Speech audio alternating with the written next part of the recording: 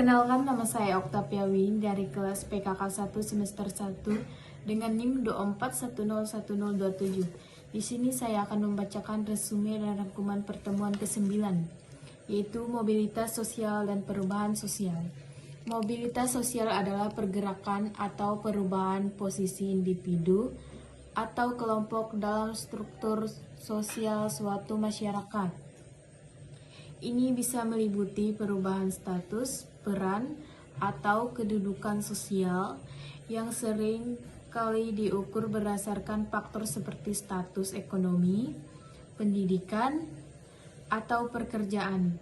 Mobilitas sosial dapat bersifat vertikal, yaitu naik atau turunnya status sosial seperti dari kelas ekonomi rendah ke kelas menengah, atau horizontal, yaitu perpindahan dalam status yang serta ada beberapa faktor yang mempengaruhi mobilitas sosial, diantaranya pendidikan. Pendidikan yang lebih tinggi seringkali membuka peluang untuk pekerjaan yang lebih baik, yang pada akhirnya dapat meningkatkan status sosial. 2. Ekonomi. Kemampuan finansial memungkinkan individu atau keluarga untuk naik ke strata sosial yang lebih tinggi. 3. Perubahan sosial dan ekonomi. Perkembangan masyarakat dan ekonomi juga menciptakan peluang untuk mobilitas sosial. Misalnya ketika teknologi baru menciptakan kebutuhan akan keterampilan yang sebelumnya. Perubahan sosial adalah transformasi atau pergeseran dalam struktur dan pola kehidupan masyarakat yang mencakup perubahan nilai, norma, sikap, perilaku, lembaga, serta sistem sosial secara keseluruhan.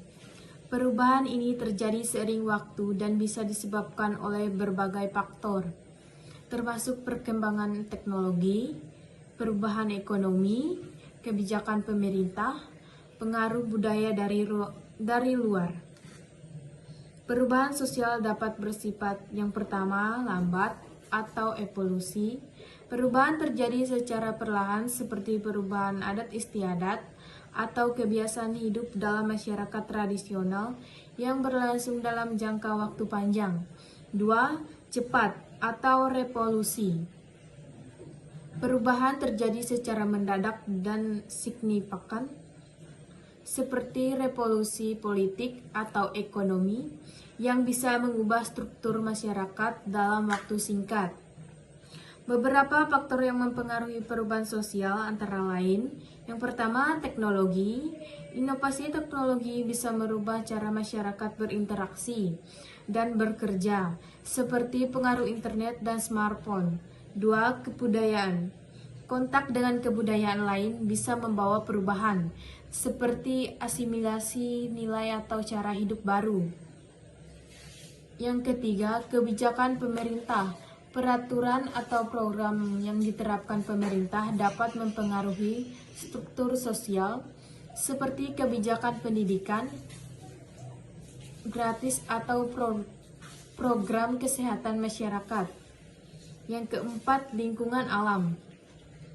Bencana alam atau perubahan iklim dapat menyebabkan pergeseran dalam struktur masyarakat, misalnya melalui migrasi penduduk atau perubahan mata pencarian. Teori-teori mobilitas sosial.